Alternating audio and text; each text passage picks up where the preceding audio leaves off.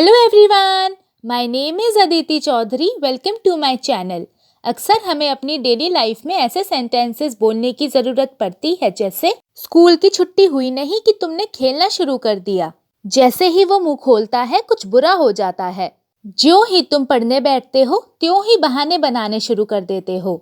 हम स्टेशन पर पहुंचे नहीं कि बारिश होने लगी। जैसे ही हम स्टेशन पर पहुंचे बारिश होने लगी। ज्यों ही हम स्टेशन पर पहुंचे त्यों ही बारिश होने लगी। इस टाइप के सेंटेंसेस आप भले ही तीनों में से किसी भी तरीके से बोलते हो, लेकिन तीनों का सेंस सेम ही होता है। ऐसे सेंटेंसेस को इंग्लिश में हम 3 तरीकों से बोलते हैं। एक होता है एज सून एज को यूज करके, जो कि बहुत ही कॉमन है। दूसरा होता है द मोमेंट को यूज करके, और तीसरा होता है नो सूनर देन को यूज करके। और इसी को यूज करने में मैक्सिमम लोगों को कंफ्यूजन होता है।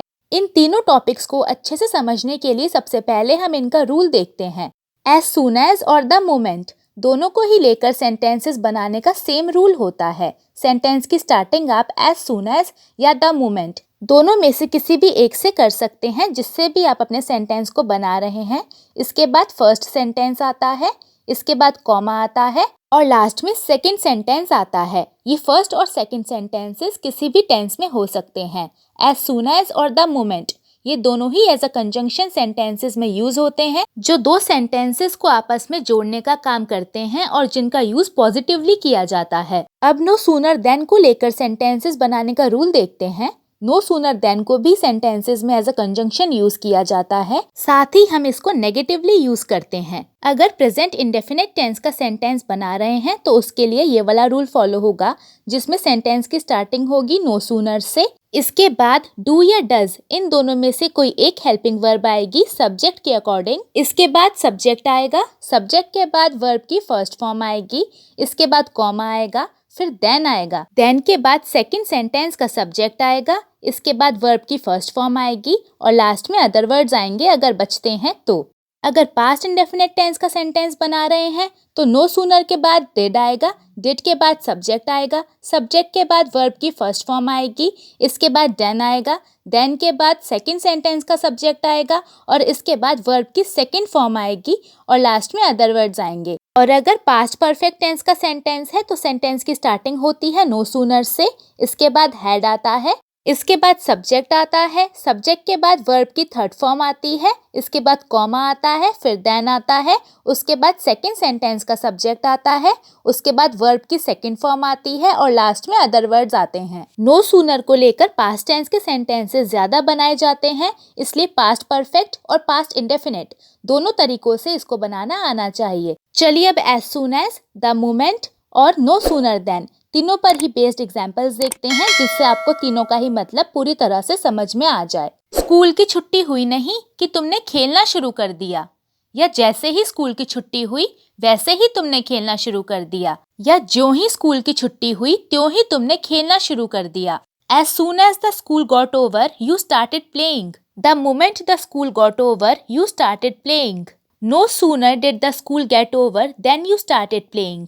No sooner had the school gotten over than you started playing. No sooner के बाद do, does, did या had इनमें से कोई एक हेल्पिंग वर्ब लगती है सब्जेक्ट और टेंस के अकॉर्डिंग, और सेकंड सेंटेंस को स्टार्ट करने से पहले देन का यूज किया जाता है, जबकि एज सून एज के रूल में ये दोनों ही पॉइंट्स नहीं होते। एज सून एज और नो सूनर देन इन दोनों के बीच के इस डिफरेंस को आप अपने माइंड में क्लियर रखिएगा। हम स्टेशन पर पहुंचे नहीं कि बारिश होने लगी। As soon as we reached the station, it started raining. No sooner did we reach the station than it started raining. No sooner had we reached the station than it started raining. मैं घर में घुसा नहीं कि light चली गई। As soon as I entered the house, the power went off. No sooner did I enter the house than the power went off. No sooner had I entered the house than the power went off. यहाँ एक चीज मैं clear करती चलूं कि जब भी physical spaces जैसे कि बिल्डिंग, फैक्ट्री, घर, इनमें एंटर होने की बात होती है, तब हम एंटर, जो कि एक वर्ब है, इसके आगे इनटू का यूज नहीं करते हैं, क्योंकि एंटर का खुद का ही मतलब है अंदर आना। जैसे ही तुम अपना मुंह खोलते हो कुछ बुरा हो जाता है। As soon as you open your mouth something bad happens. No sooner do you open your mouth than something bad happens. जैसे ही वो पढ़ने बैठता है वैसे ही वो बहाने बनाने लगता है। As soon as he sits down to study, he starts making excuses.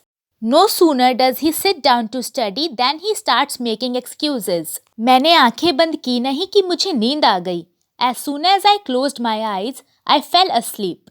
No sooner did I close my eyes than I fell asleep.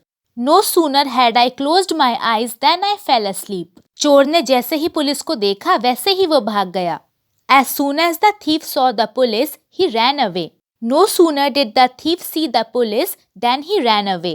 No sooner had the thief seen the police than he ran away. अब एक sentence आपके लिए, मैं आया नहीं कि वो चली गई, या जैसे ही मैं आया वैसे ही वो चली गई। इसको हम इंग्लिश में कैसे बोलेंगे, ये आप मुझे कमेंट्स में बताइए। आज की वीडियो में इतना ही। अगर आपने इससे कुछ सीखा है तो प्लीज़ इसे लाइक कीजिए, मेरे चैनल को सब्सक्राइब कीजिए and make sure you press the bell icon right next to the subscribe button so that you get notified whenever I post new videos. अब हम मिलेंगे नई वीडियो में एक नए लेसन के साथ। तब तक के लिए टेक केयर, बाय बाय।